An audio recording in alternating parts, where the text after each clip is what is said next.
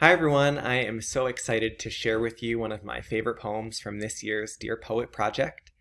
My name is Castro. My students call me O, and I teach in a city called Fall River in Massachusetts at Durfee High School. So the poem that I am going to share with you is Así by Claudia Castro Luna, who is the Washington State Laureate poet. And I've read some of her poems and have been reading about her work, particularly related to the migrant crisis, and I am so in awe of her. And I am really excited to share this poem because I love it so much. So I'm going to read it for you. I hope you've already watched her video because she reads it better, of course, than I ever could, but I'm going to do my best. So here we go. Así. This is the city that saw the raw mass of me. The quick and slow of me, the I'm afraid and I can't of me, the it's beyond me side of me. This is the place that showed me I fit. I take space. This city let me be. My hair really is that size side of me, each shaft an electric tendril vibrating its own humming life. The untamable side of me.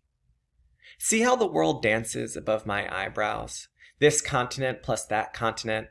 Together, only va ensemble, vamos juntos side of me. The city that said, me gustas así, don't comb down anything, don't tame nothing, pa que? The leaf that blows away in autumn and returns breaking bark in spring. The leaf, the branch, the trunk, the root, the tree, all of it, I am all of it.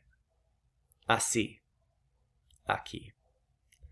So I love this poem. I think it really beautifully speaks to finally being able to be yourself and your whole self, all parts of you, including the untamable parts of you, the parts of you that you might otherwise try to hide, right? The raw mass of you.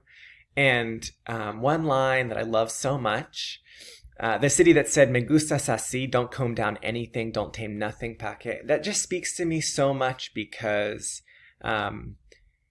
I moved to a new city for college. I moved to Providence, Rhode Island, and that's where I still live, still call my home. And I think that I knew I was gay in 8th grade, but wasn't able to really come out to myself, let alone anyone else, until my senior year of college. And so I just love this idea of, or in this language, that I was really combing down that part of me, that I was trying to tame that part of me that, society, particularly 10 years ago, thought was in need of taming.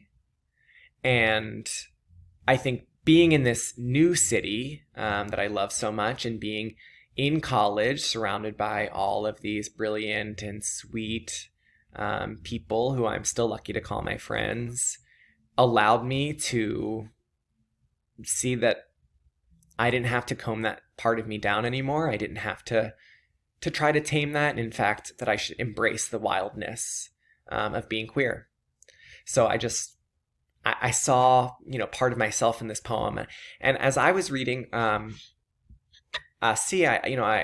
noticed the Spanish, I noticed the language of this continent plus that continent, the way that race and culture play out in the poem.